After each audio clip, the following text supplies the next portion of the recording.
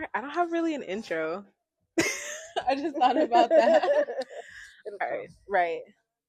Hey y'all, so we are back with episode 2 of Revealing Human Design, and today we have the one and only Wisdom Soul. Hey, peace family. Yeah, so tell them a little bit just about yourself and what you do. So what do I not do? People ask me, well, what do you don't do? There really isn't much that I don't do because I'm Gemini, I'm multifaceted. I stay busy. So the main thing is I have 7 specialties in holistic wellness. I am a certified life coach, a Reiki master teacher, a hypnotherapy specialist, yoga teacher, along with several massage modalities. Most of these things I did not do for a business. I did them to take care of my partner, my family, so to speak. But as far as the business itself, I really focus on uh, mind, body, soul wholeness, such as the yoga, the Reiki, and coaching all at once. So more of a therapy format. And just let people know how they can find you if they wanted to get in touch with you. You can find me on all social platforms. I haven't been so much active on TikTok, but with everything I do, it is the one wisdom soul. I did explain to you as a holistic wellness practitioner. So that's the healing arts. I also have performing arts as well. So I am a poet, speaker, mentor in addition to that. So it all kind of goes together. Yeah. And just to give you guys a little bit of background on how we met, we actually met at Ree's, our girl Rheology.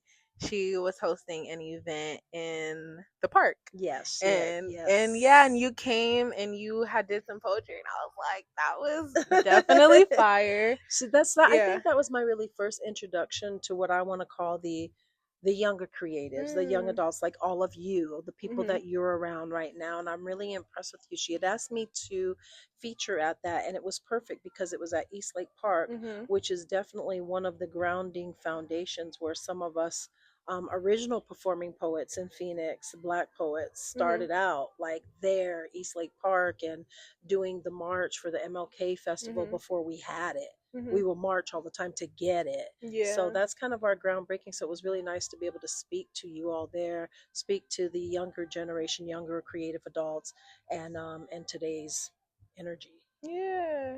I think it's a pretty cool full circle moment too, because right now we're literally sitting here at Grassroots Bookstore doing this, and it's right down the street from East Lake Park, like same street, so same energy. Yeah. Right, keep it vibrating. Yes. So today we're gonna be talking a little bit about human design. One of the first questions I wanted to ask you, because we have done a human design reading for you before. It was a couple months back. We did a briefing actually before this video. So one of the things I wanted to ask you is, why did you allow me to read your human design chart? I am very energetic, basically, as you can tell by everything that I do, everything that I am, everything I represent. And it's your energy. It's you. It's your spirit, because I don't let everybody read for me.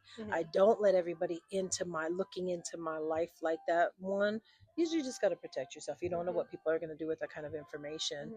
So, that's it. But you have such a grace about yourself, such a desire. I love your due diligence on your studying, and you're very knowledgeable, and I don't want to say for a young age, but obviously I'm quite a bit older than you. And when I was your age, I just wasn't there yet, and I wish I was. And I love where you're at, because you're old soul. You're way before your time. So I appreciate you. Yeah, thank you, and thank you for trusting me to read your chart, because I know it's very intimate thing about yourself, and so being able to like expose people to that parts of themselves, I'm grateful that people trust me to be able to be that vessel that does that. So yeah, I just want to say thank you. Thank you. So the second question I have for you was, what was your like biggest shock or aha moment that you learned from any of the information I've given you during our readings? Well, I was actually already previously familiar with the human design, and that's what impressed me the most, is that I had knowledge of it outside, like some of my other, friends who are very deep spiritually that aren't even around here. And when I saw you were in it, that I was like, oh, Yeah. what, somebody else was talking about this, that like, how do you know about this, Mhm. so that was my biggest shock, is like, wow, where, how did she come upon this? And Mhm. as far as my own knowledge and realization, I don't think anything really shocked me. The aha moment, of course, when I know you're going to go into talking about the kitchen, and Mhm. just kind of studying myself, which I Mhm. always study myself Mhm. and always analyze myself. How can I be 1% better every day? So when you mentioned the kitchen segment of my read, I'm like, of course, that all makes sense, Mhm. and the fact that I know you're going to go into what my actual Mhm. title is in the human design. I'll let you announce that first. But I mean, everything is like, yeah, it's dead on. It makes sense. And it's helping me to learn again to continue to be that 1% better every Mhm. Yeah. Yeah, so we will since you've allowed me to, thank you. day. um Wisdom is a generator. So I'm a manifesting generator, so we definitely have a very similar life force energy where we love to create, right? We love to create in a multitude of different ways. And she was talking a little bit about kitchens. Kitchens goes into the environment of human design. So for you with your kitchen's environment, it's very much like hands on. So you like to be hands on in the action. I want to get my hands dirty, which makes a lot of sense because you garden, right? So you Yeah. are the epitome of that. Okay, I'm gonna go and get the things that I need to then bring back to my kitchen and cook and do so with such love. So Yeah, yeah. it's wild though too, because like you said, even with the garden. Speaking of the garden, even in the human design, it's like watching my garden grow or evolve. Because even though I've kind of had tidbits growing up, this Mhm. is the first time I've actually been in it, really learning it and fostering it and sowing and seeding, and it is very a metaphor to the journey in my life. And the journey is into what we're talking about. So I equate the garden to everything. The progress of the Mm. garden is the progress of what I'm learning here in human design, and the progress of, where I'm yet to go. And that's Mhm. one thing that I say, even being older, or more mature, or well seasoned. Right. We use seasonings in our kitchen, but being more seasoning is, you're never too old to learn. You never know too much. You're not cooking too much. Yeah. You're always seasoning. Yeah, I love that. And I've had her food and it's amazing. So she definitely Yeah. does her thing. Um, so the next question is, what was the hardest thing for you to admit was true about your human design, and how have you navigated through accepting it?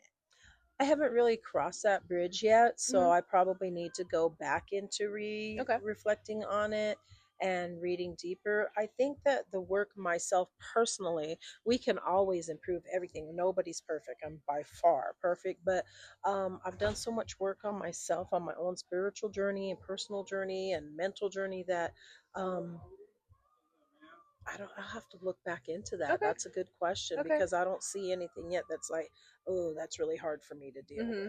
Okay. with.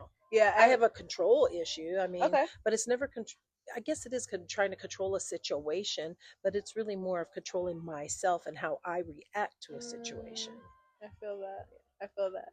I was when I was reflecting on this question, one of because there's a couple things, and as you dive deeper, you kind of scoop up those things that are like, oh, okay, I didn't know that I was actually subconsciously doing this, but now that I know, I have the ability to change it. I was reflecting on this on the last interview too. One of the hardest things for me to accept was the fact that I'm a specific manifester. So there's two types of manifestors in human design. There's specific and non-specific. So non-specific manifestors, they're more so of like you can just you don't have to write down every single detail. You can have a general idea of what you would like, and the universe can work with that energy. As a specific manifester, it's important to be very detail oriented because if I say I get a manifestation of something, but it's not exactly how I wanted it, I can be disappointed. But it's the work of like, oh, I have to write down every Yeah. single detail. And it's like, that's one of the things that I've been like working through. So I've always seen when people um are like specific or non-specific manifestors, like some people are like, oh, I don't like writing down all the little details, or like some people do, and Hmm. I'm a person, I don't necessarily enjoy writing down every single detail, but knowing that it is something that can help me deal with not being disappointed by the Right. things that I am receiving, it can be like, okay, well, maybe if I was more specific, I would have got exactly what I wanted, Oh my and I wouldn't gosh. be here like, ah, dang, I kind of wanted it this way, but I didn't say that. You know what? That's really funny because I have actually reflected on that recently. Like, Mm-hmm. you get what you got by asking for what you wanted, but you Mm-hmm. weren't complete in it. Mm-hmm. And, and that's an old saying too, biblically, what people will say, you need to ask specifically. Look what people say, what kind of man do you want? You got to really list it all down. And I'm like, you know what? I'm done with lists. I'm not doing Mm-hmm. that. I'm just moving with spirit, Mm-hmm. and then lo and behold, the last, experience was like, well, I should have been more specific, you Mm-hmm. know? So I Yeah. don't know if that applies to me or Yeah. not. Again, I'll have to go deeper into Mm-hmm. that, and then I'll probably be like, oh yeah, that's it. That makes sense. Mm-hmm. So, Yeah. What we'll do too. but Yeah. So you're a non-specific manifester. So okay. it makes sense for you to like you don't necessarily need to write down every single detail because it's being able to have that openness, because when people who are non-specific manifestors, when they're trying to be super specific about everything, it can cause like too much, like Too your mental much. is like Yeah, it's obsessing over it could this be too now. much. Yeah. Yeah, so then it's like allowing yourself to be like, okay, well, I desire this in a person, or I desire this outcome, and then it's like allowing yourself to co-create with the universe in that outcome, even Yeah. though it may not be super specific as to what you want now. Yeah. So Yeah. yeah. And that does make sense to Hmm. me. Yeah. Yeah. Yeah. So, the next question is, what did you relate to the most from any of our readings that we've done? Just when you Relatable. said, speaking of generator, I'm very much a hands-on person. Mhm. I'm, for example, in a job, if somebody, I'm a tell, try, show, or tell, show, try, do. Mhm. I'm in corporate world. I was a trainer, and that's Mhm. how I learned to train: tell, show, try, do. So Mhm. basically, I'm that person. I gotta see it, and then you gotta show me how to do it, and then let me try it. I do better if I put my hands in, if I jump in. Let me jump in and do it. Let me figure it out that Mhm. way. I can't sit and listen to online education, for example. Mhm. Is hard for me. I want to be in the Mhm. classroom. I want to listen to everybody else's questions. I need to be in the mix.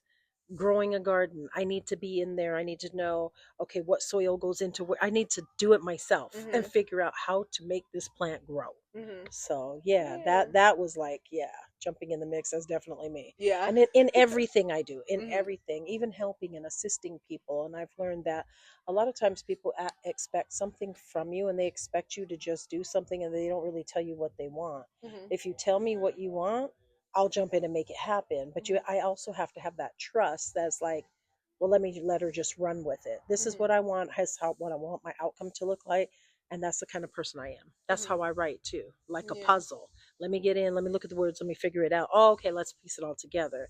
But Yeah, I yeah, feel like that's definitely relatable, just even from what I've seen from the time I've noticed you, where it's like that very hands-on energy, like even just seeing you in the garden and being in community spaces. It's like I'll see you like actively just like talking to people and yeah, mixing and mingling, and I'm that. yeah, because then Yeah, you also have people who are more like they're kind of back to the wall observing everything, but you're yeah, like, no, I'm in here. yeah. What's up? How y'all doing? So yeah. I am definitely an observer, but Mhm. more so than anything, I wish I was more of an observer first before jumping in. Mm. Before giving my all and everything. I wish Mhm.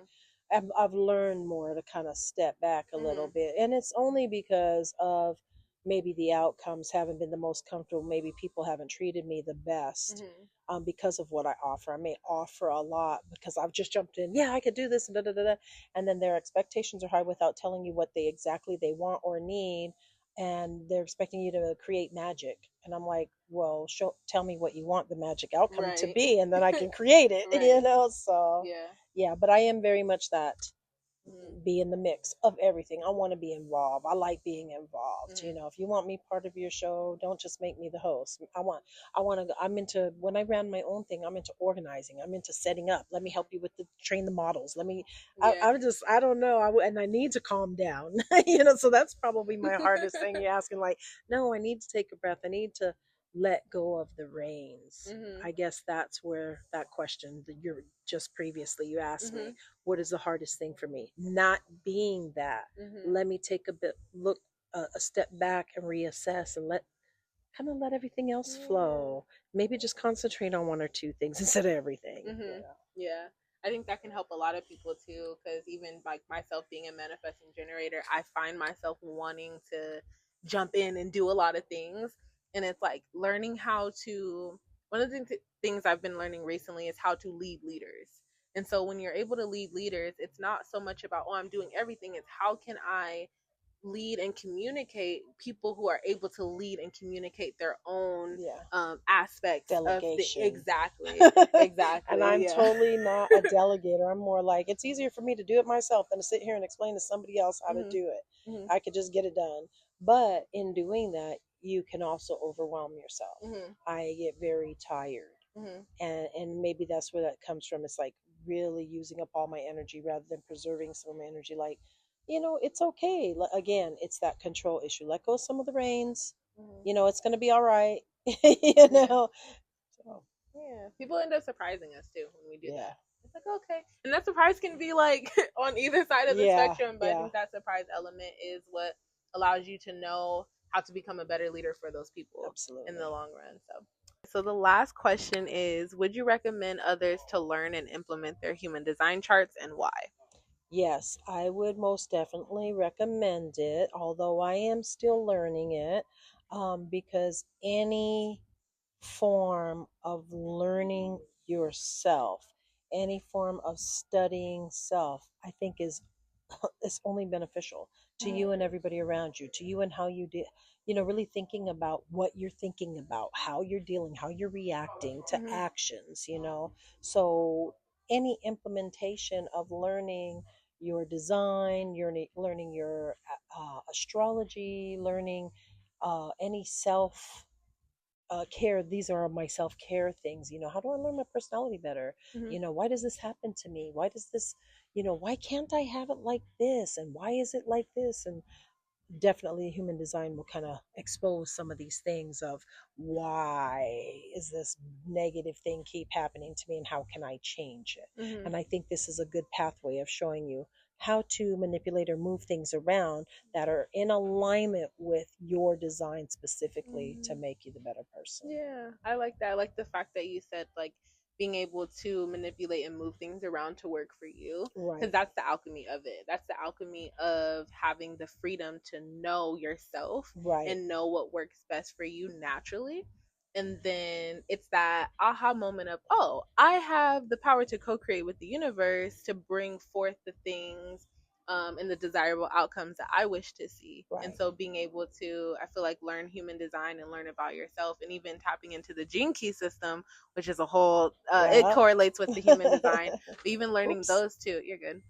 Learning those both, it definitely helps with that like that manipulation of like, oh, I can alchemize this energy into what I want it to be, and then now you're seeing more positive results in your life and you're living with less restrictions. So absolutely, because a lot of times we're doing and walking in a path of what we learned or what we're told to be rather than who we really are. And that's a conversation I have with my mother all the time because she's older and we have much younger. We got 5 generations alive right now. So, trying to explain to her, well, you're used to a certain way because you were told to be this way, rather than why don't you learn yourself and be the way that you truly are rather than what you're told. Yeah. So I just want to say thank you for taking the time to do this interview. Thank you for having me. Of course. Yeah, definitely. If you guys haven't already, check out her Instagram, her pages. Like, she does amazing. I fell in love with her poetry. Like, I rose in love with your poetry the first time I heard it. Yeah, because it definitely, that's what it did. It uplifted me. Got you writing, right? Got me writing more, got me excited. performing more. That was yes, yay. So that's exactly why I do what I do. I try to show up so that others can show up for themselves. Yeah, so thank you for being here. Thank you. Thank you for sharing your energy, and we hope to have you back soon. Well, thank you. I'd love to be here again. Of course. Peace and light. Peace and light.